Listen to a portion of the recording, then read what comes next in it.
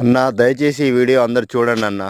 ఎందుకంటే ఏవేవో పనికిరాని యూట్యూబ్‌లో వీడియోలు చూస్తా ఉంటారు. దాని అర్థం పర్థం లేని వీడియోలు కూడా లైకులు కొడుతుంటారు. కానీ మా రైతులయి మాత్రం వీడియోలు ఎవరు చూడరు, లైక్ చేయరు, ఆదరణ అస్సలు లభించదు. మరి ఆ రైతులు ఏం పాపం చేసినో తెలవదు గానీ, ప్రకృతి అట్నే రైతులను నష్టం చేస్తుంది. ప్రభుత్వాలు నష్టం చేస్తాయి. ప్రతి ఒక్కరు రైతుని నష్టం చేస్తారు గానీ, వాళ్ళ బాధలు, కష్టాలు చెప్పుకోవడానికి ఒక యూట్యూబ్ లాంటి దాంట్లో కూడా ఎవరు సరిగ్గా ఆదరణ లేకపోతే ఎట్లా అన్నా? అందరికీ అన్నం గావాలి. అందరు తినడానికి అన్నం గావాలి. ప్రతి ఒక్కటి గావాలి గానీ, రైతుల బాధలు, రైతుల కష్టాల గురించి వాళ్ళు చేసే వీడియోలు మాత్రం ఎవరికీ అవసరం లేదన్న. ఎందుకన్నా అంతగా ఏం పాపం చేసిర్రు రైతులు?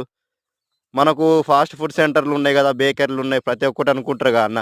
ప్రతి ఒక్క ముడి పదార్థం అన్నీ మన రైతులు పండించిన పంట ద్వారానే అన్న వచ్చేటియి.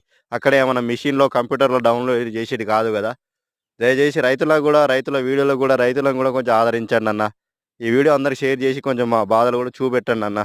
ఇవన్న రైతన్నల